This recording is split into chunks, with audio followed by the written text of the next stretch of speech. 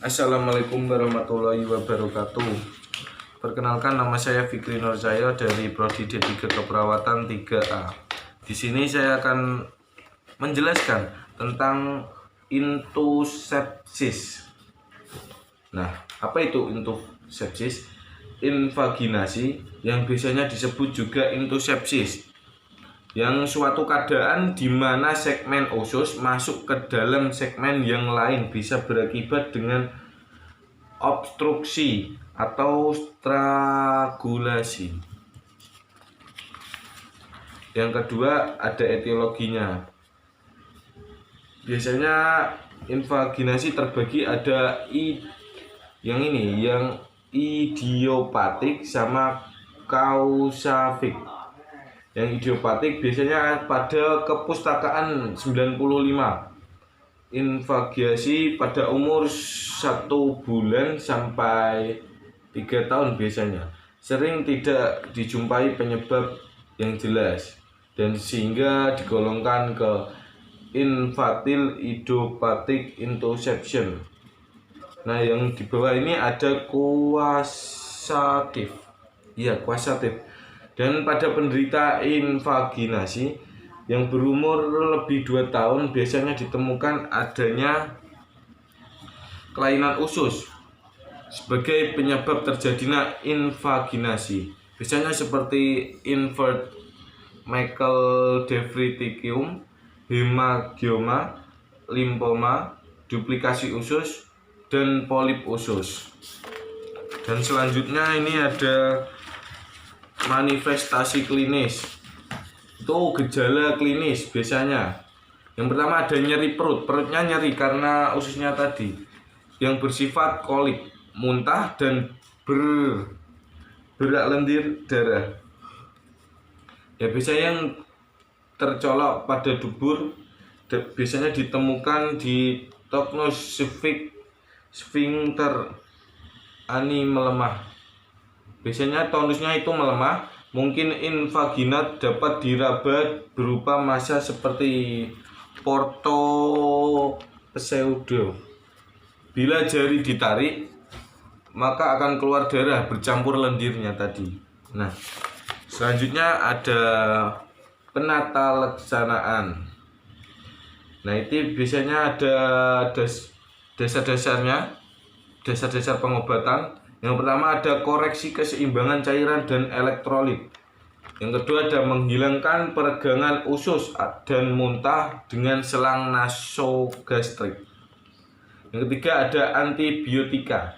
Dan yang keempat ada laparotomi eksplorasi. Yang ini. Nah, selanjutnya ada pengkajian keperawatan.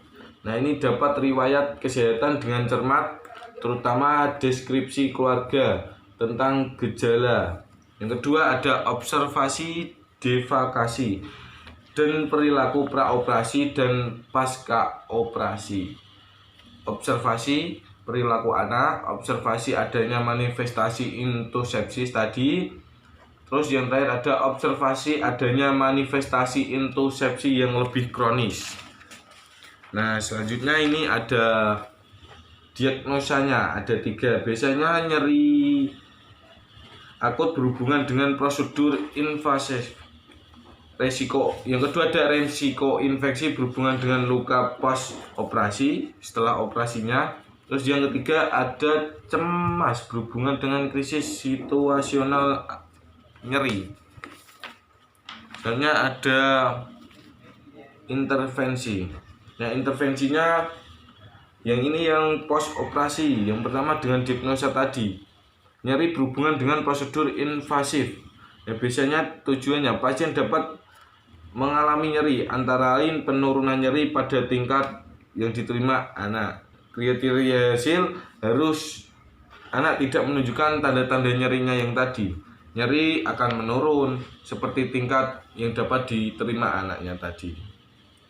Nah, ini yang manajemen nyerinya. Intervensinya yang di bawah, kaji secara komprehensif.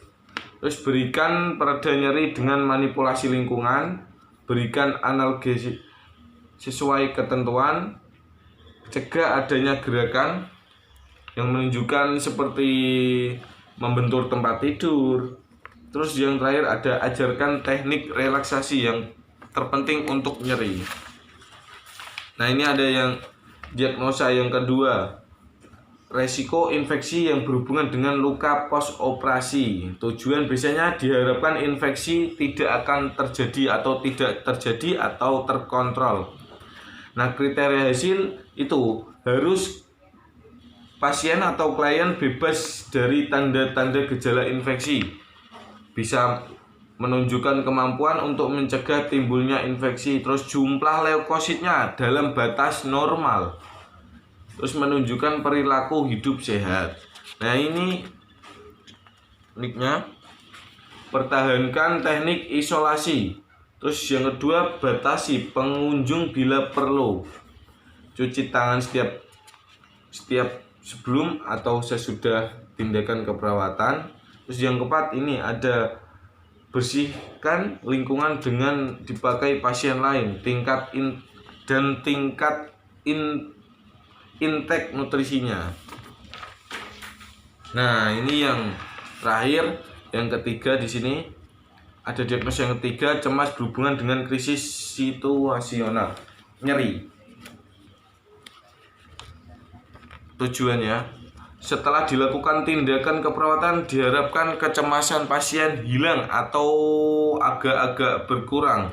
Terus ada kriteria hasilnya, harus monitor intensitas kecemasannya, rencanakan strategi coping untuk mengurangi stres, terus gunakan teknik relaksasi untuk mengurangi kecemasan.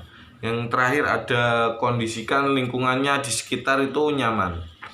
Nah, yang nicknya bisa disediakan informasi yang sesungguhnya meliputi diagnosisnya yang tadi, treatment dan prognosis. Yang kedua ada tetap damping pasien dan keluarga untuk menjaga keselamatan pasien dan mengurangi ansietas keluarganya. Yang ketiga, yang ini, yang C, ada instruksi kepada keluarga untuk melakukan teknik relaksasinya itu sangat penting. Teknik relaksasi itu untuk meredakan nyeri. Yang keempat ada batuk keluarga, biasanya mengidentifikasi situasi yang menimbulkan ansietas, itu harus dilakukan. Matur suwun atau terima kasih dari saya, penjelasan dari saya semoga bermanfaat untuk yang menonton. Wassalamualaikum warahmatullahi wabarakatuh.